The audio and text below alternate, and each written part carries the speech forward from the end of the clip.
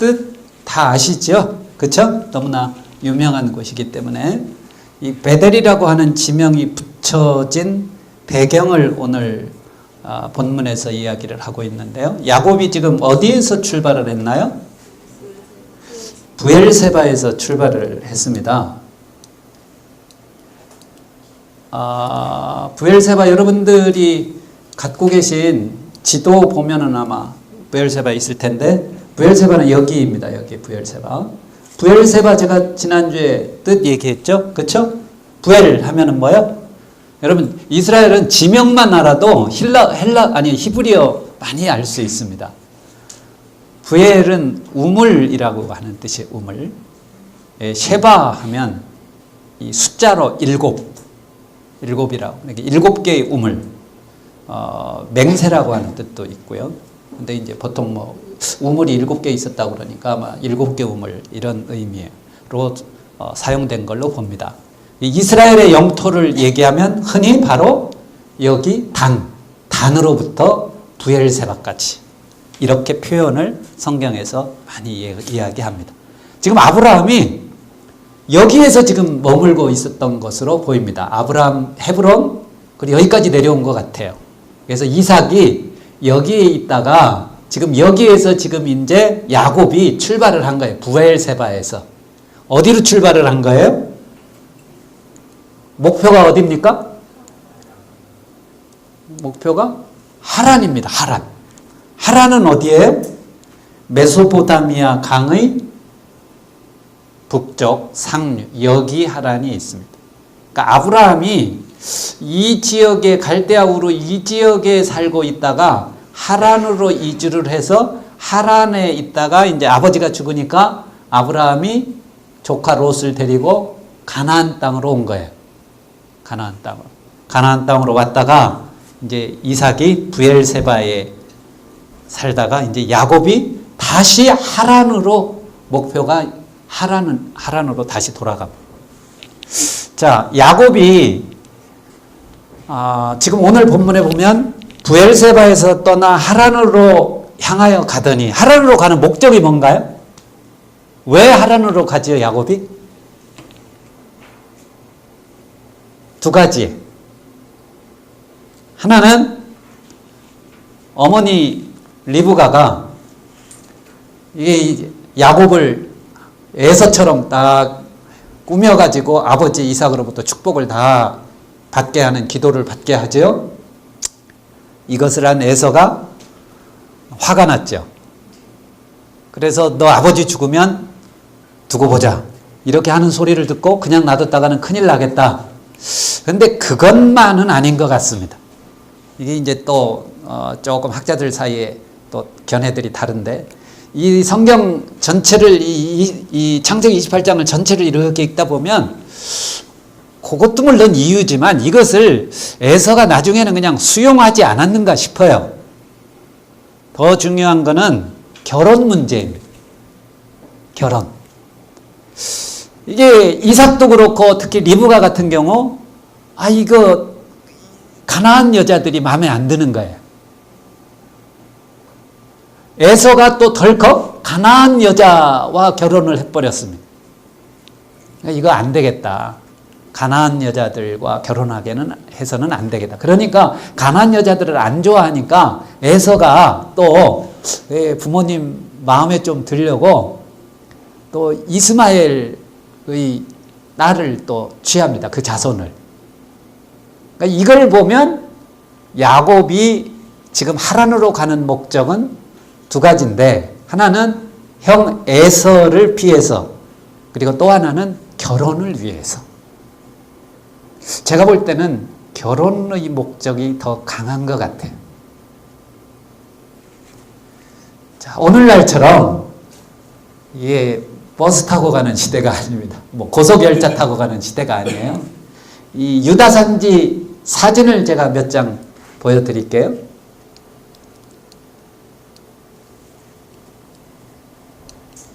오늘 이게 유다산지. 여러분 가나안 땅이요. 뭐 우리는 흔히 그냥 젖과 꿀이 흐르는 땅 이렇게 얘기하는데 제가 볼 때는 우리나라 땅이 훨씬 좋습니다. 여기는 나사렛입니다. 나사렛. 나사렛도 유다 산지 가운데 있는 도시예요. 지금은 이게 이제 예수님이 탄생하신 탄생 기념교회인데 지금은 이제 뭐 수만 명이 모이는 그런 대도시가 예수님 덕분에 예수님이 태어나신 곳이라는 곳 덕분에 이렇게 발달한 거예요. 예수님 당시에는 한 50가구에서 100가구 정도 살던 작은 마을이었습니다. 나사렛도 유다 산지 가운데 나고요. 여기도 마찬가지입니다. 그러니까 주로 뭐 농사 지을 게요. 감람나무 주로 이제 있는데요. 다 감람나무. 예. 뭐 감람나무 정도밖에 안 돼요. 예. 이것도 유다 산지. 뭐 보니까 나무도 없어요. 그렇죠? 나무도 없어요. 나무 뭐 여기 조금 이렇게 계곡에 있고. 얼마나 척박한 땅인가를 알 수 있습니다. 유다 산지가. 아까 요단 들판과 유다 산지가 이렇게 차이가 나요. 아브라함이 조카 롯에게 이거 양보한 거예요. 이것도 마찬가지. 요거는 세겜이 아닌가 싶은데요.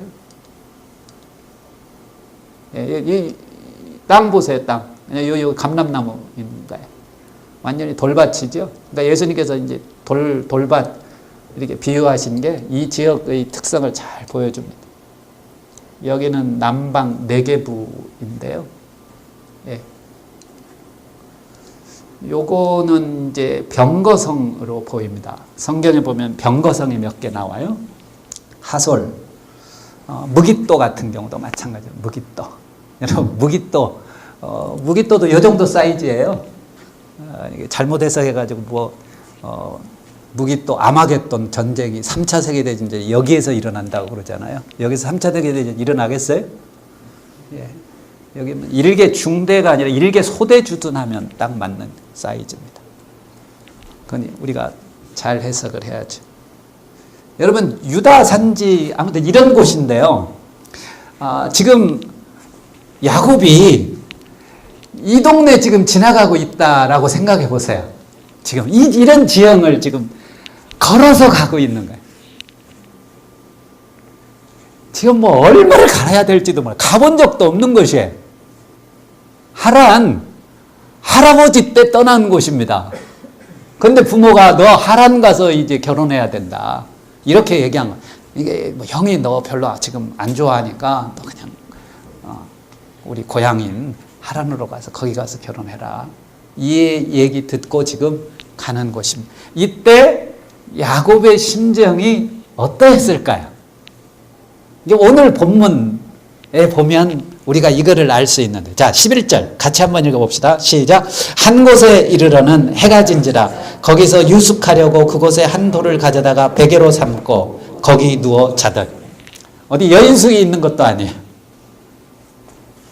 이런 길을 가다가 그래서 날씨는 따뜻했던 걸로 보입니다. 뭐 여름철이었던 걸로 보여요. 그냥 노숙하는 거예요. 노숙. 돌 하나 갖다 놓고 베개 삼아 지금 잠을 청했습니다. 야곱의 심정이 어떠했을까? 그런데 떠나기 전에 사실 아버지가요, 이삭이 축복해 줬습니다. 하나님이 너에게 복을 주실 것이다. 기도도 받고 이렇게 하고 출발을 했는데 이거 다 잊어버린 것 같아요. 아마 잠을 청하며 야곱은 별의별 생각이 다 들었을 겁니다. 제가 볼 때는 두려움이 있었을 것 같아요. 어떤 두려움이요? 내가 살아서 돌아올 수 있을까? 내가 부모님께 돌아올 수 있을까? 이런 걱정 안 들었겠어요? 여러분, 이럴 때는 또 어떤 회의가 듭니까? 신앙적으로. 여러분, 이런 고난 가운데 탁 던져주면 회의가 들죠. 오늘날 우리도 신앙생활 하다가 어떤 고난이 딱 덮치면 하나님이 정말 나와 함께 하시는 걸까? 하나님이 정말 나를 도와주시는 걸까? 이런 회의 듭니다. 저도 그런 적이 있으니까요. 하나님이 나만 위로하시나? 하나님 왜 나를 미워하시나? 저는 야곱이 그랬으리라고 봐요. 그런데 지금 꿈을 꿨어요. 꿈을 꿨는데 무슨 꿈을 꿨어요? 오늘 내용에 다 나오죠? 12절 같이 읽읍시다. 시작. 꿈에 본즉 사닥다리가 땅 위에 서 있는데 그 꼭대기가 하늘에 닿았고 또 본즉 하나님의 사자들이 그 위에서 오르락내리락 하고, 그러면서 하나님께서 지금 야곱에게 말씀하십니다. 내가 너를 떠나지 아니하리라. 이거 깨달은 거죠. 이 꿈을 통해서 하나님께서는 야곱에게 이거 가르쳐 주시는 거예요. 내가 너를 떠나지 아니하리라. 여전히 내가 너를 도와주리라. 천사들을 보내서 내가 너를 여전히 돕고 있단다. 이거 깨닫게 하신 거예요. 이거 정신 번쩍 들은 거예요. 야곱이 잠이 깨어가지고 여호와께서 과연 여기 계시거늘 내가 알지 못했구나. 하나님이 여전히 나를 도우시는데 내가 이거 알지 못한 거구나. 저는 오늘날 우리의 삶 가운데도 여전히 하나님께서 나와 함께 하시는 줄로 믿습니다. 야곱만이 아니라 더 분명한 약속이 우리에게 주어졌죠. 성령으로 함께 하시잖아요. 근데 이거 모르는 사람들이 참 많은 것 같아요. 여러분 직장 생활 가운데도 하나님이 여러분과 함께 하십니다. 저는 오늘도 여전히 지금 이 순간에도 하나님이 우리와 함께 하시잖아요. 그러니까 이 베델이라고 하는 의미는 사실 벳엘 하면은 베트 하면은 집이라고 하는 뜻이에요. 이제 다 아시죠? 집. 성경 지명에 보면 벳이라고 하는 글자가 들어간 지명이 참 많습니다. 벳. 대표적인 거예요. 벳엘 말고 또 베들레헴이요. 베들레헴. 이건 레헤브라고 하는 떡과 합성어서. 그래서 베들레헴은 떡집이에요. 지도에 보면 나오나요? 지도에 보면, 네, 지도에 보면 여기에 나옵니다. 벳샨이라고 있습니다. 벳샨. 요르단의 출입, 요르단에서 이스라엘로 넘어갈 때 이 벳산을 주로 많이 이용합니다. 벳산. 여기에 보면 여기에는 안 나오나요? 남쪽에 보면 벳세메스라고 하는 데가 있습니다. 벳세메스. 벳세메스 하면 역시 벳쉐메스 하면 태양입니다. 태양의 집이라는 뜻이에요. 예루살렘 성내에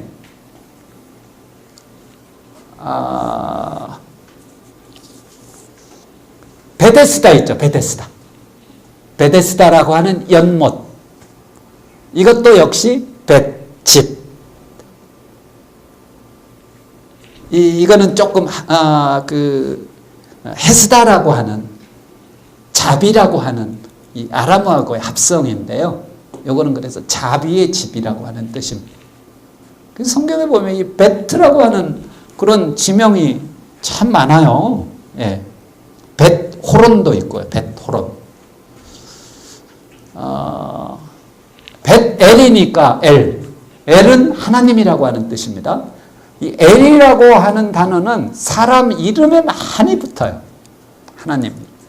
그래서 이스라엘의 그 선지자들 사람들 이름 보면 엘자 들어간 사람들이 많아요. 누구요? 다니엘, 사무엘. 네, 엘자. 지명에 엘이 들어간 곳이 있는데 요 지명은 미리 제가 조금 얘기를 해줄까요? 여기 보면 갈릴리 호수가 있고 요 지역이 좀 파랗죠. 좀 푸르스름하죠.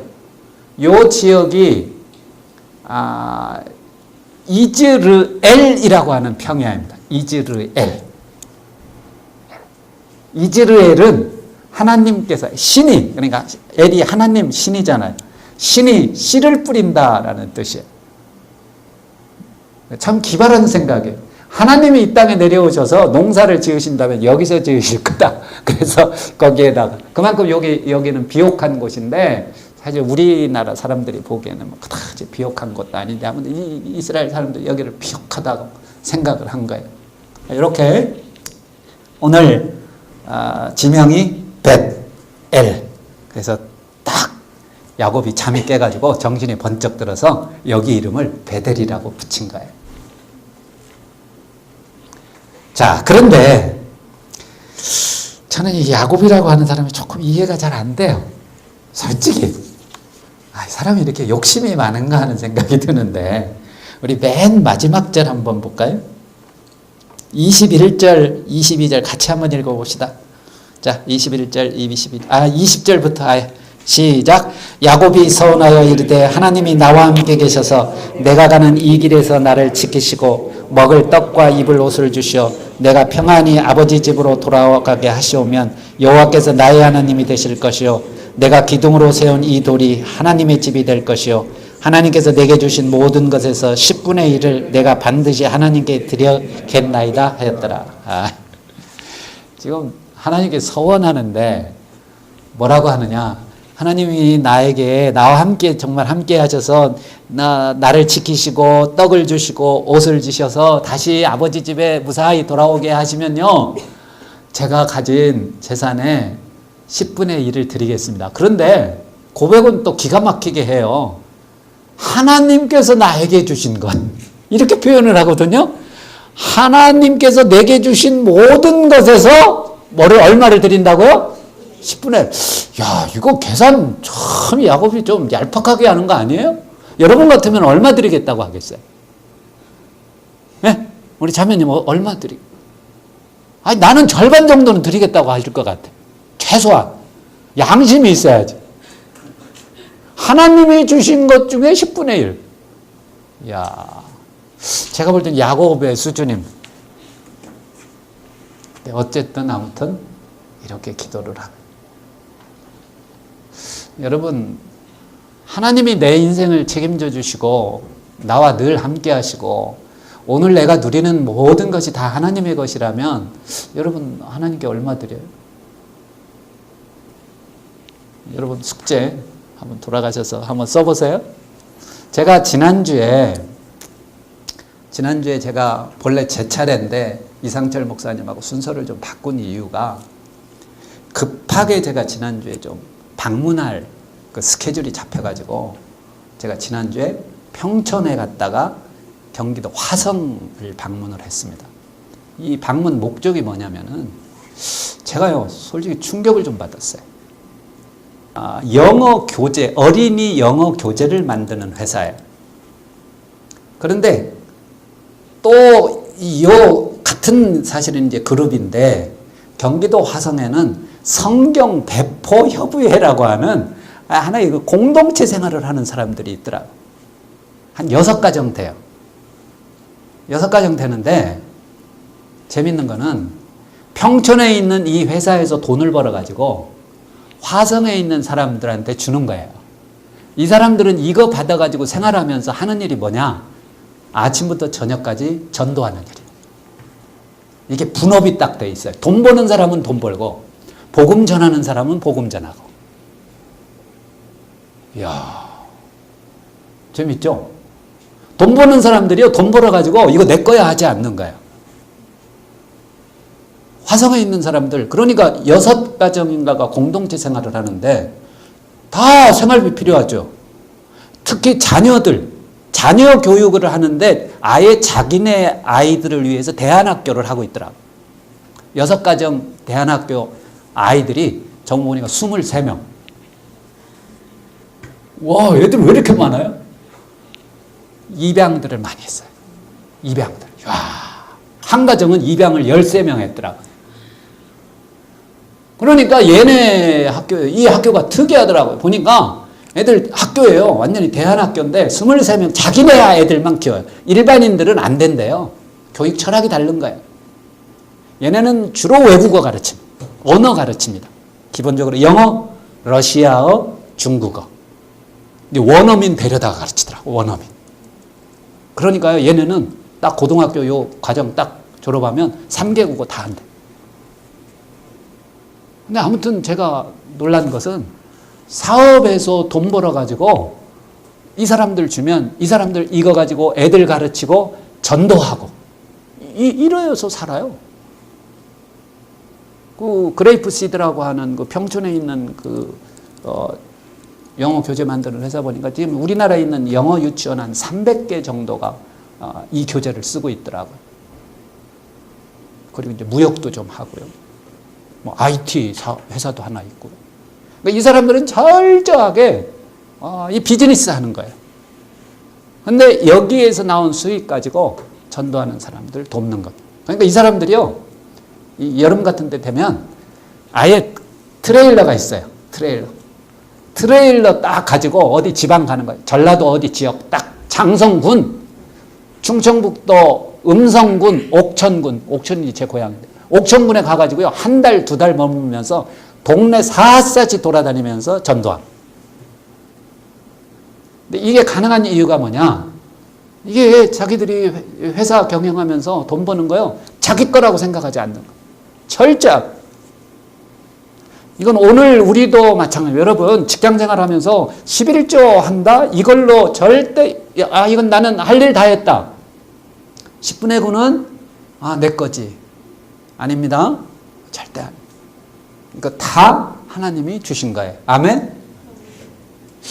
제가 요즘 고민이, 나는 이거 고민 굉장히 많이 했거든요. 교회 제가 목회하면서도 왜 초대교회 때는 경제적인 공유를 했는데 왜 우리는 못할까? 왜 우리는 안 될까? 또 지난주 가보니까 이 사람들 하고 있더라고. 돈 버는 사람은 돈 벌고 복음 전하는 사람들은 복음 전하고. 오늘 야곱 저는 조금 불만입니다. 예. 야곱 굉장히 아직 약은 사람 같아요. 굉장히 약었어요. 하나님이 저를 책임져 주시면 제가 10분의 1은 드릴게요. 이런 거 아니에요. 근데 야곱이 나중에 이제 바뀌겠죠. 바뀌겠죠. 아무튼 오늘 야곱이 깨달은 것은 하나님이 나와 함께 하지 않는 줄 알았는데, 하나님이 나와 함께 하신다. 이거 깨달은 거예요.